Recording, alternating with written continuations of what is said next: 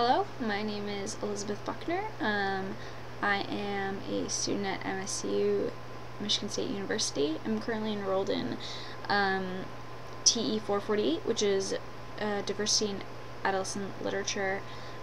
This week we were talking about a book called The Taco Whores by Michael Muhammad Knight, which focuses on Muslim punk culture. It's a really interesting look at modern Muslim youth and how they're, living in society, against stereotypes. It's a really interesting book. A lot of our articles this week, online readings, focused on Arab Americans and Arab students bringing literature into classrooms that is reflective of students' cultural backgrounds and how cultural gaps can be bridged by doing such things and bringing relevant literature into their lives, not just stereotypical literature. One of the first articles I read this week was in a web article by Rukhsana Khan, and the article basically talks about the type of literature that is available today. Khan makes a really great point about how stereotypes kind of develop. There's a really interesting quote. Khan says, "The evolution of a minority's literary expression often tends to begin with people from outside the culture. Only later do writers from within the culture emerge. In the best of times, it is extremely difficult to write about another culture in a truthful and sensitive manner. In today's political climate, it seems even harder." And the political climate that Khan is referring to is post 9/11. So a lot of the articles this week referenced September 11th, 2001 as the, starting point for recognizing Arab Americans in classrooms, and not just in classrooms, but in American culture in general, and about recognizing that culture and,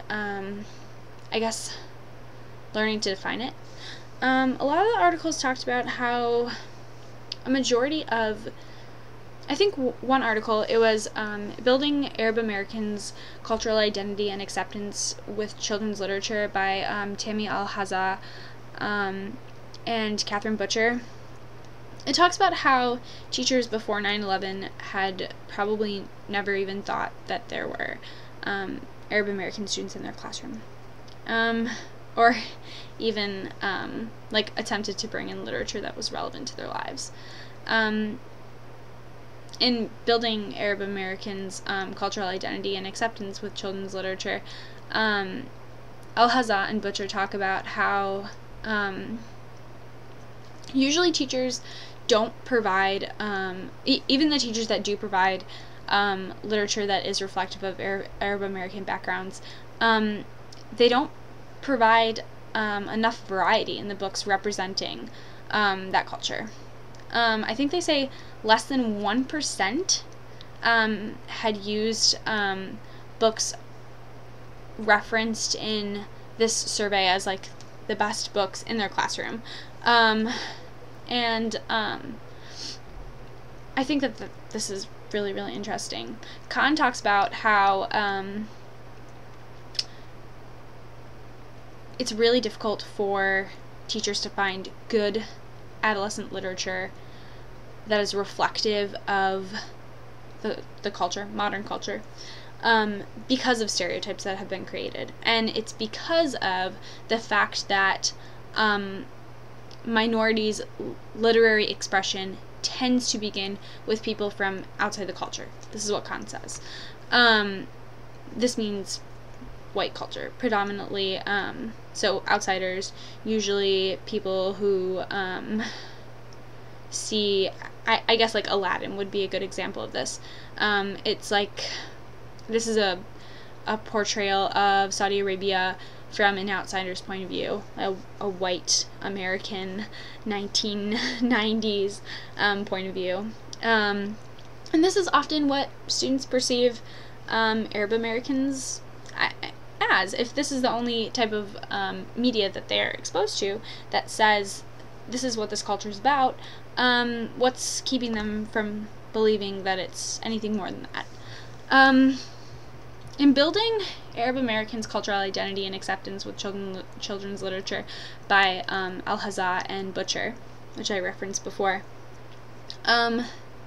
they talk about how using accurate literature in the classroom, even when you don't have students of Arab American backgrounds, teachers are validating the culture and creating understanding and, I guess, tolerance.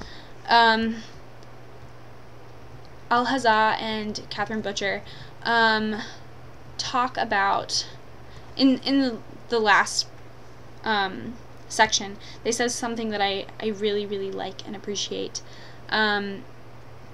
They write, "Classrooms today are a miniature representation of global society." I think that that's really interesting. Our classrooms today are extremely diverse. They make up students from all different ethnic backgrounds, and this is really, these students are the global society of tomorrow. If we're not presenting accurate literature for students that is relevant to their ethnic backgrounds, how are they supposed to validate their culture and like feel important in society? I think that this is like a very, very important thing. In another article that Alhaza and Butcher write, the article is "Bridging the Cultural Divide with Literature." They examine the link between discrimination and depression in Arab American youth, especially in middle schools. They talk a lot about how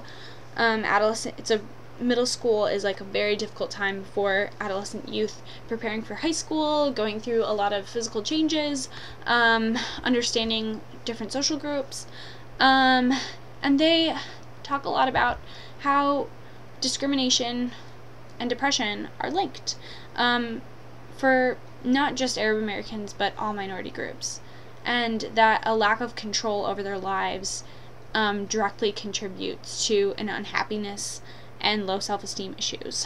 And they argue that all of this can be alleviated with using, well, not alleviated, but I guess not as bad, using relevant literature in the classroom that reflects students' backgrounds and really creates some type of understanding. I really liked all of these articles. I thought that they did a really great job of wrapping up the section, and I think that they provided a really good tool for teachers. All of the articles contained some type of book list or book reference list of literature that is relevant and accurate, and by accurate we mean like written by people from that culture who understand the culture or have lived or researched a specific area. So I think that, for me personally, these articles did a really great job of explaining how to utilize these tools and these types of literature, and made me really excited. I actually ended up saving a lot of the links and resources that the articles provided for the future, so I'm really happy about that. Yeah, I look forward to doing my own personal research on this and finding some really great children's books. So thanks.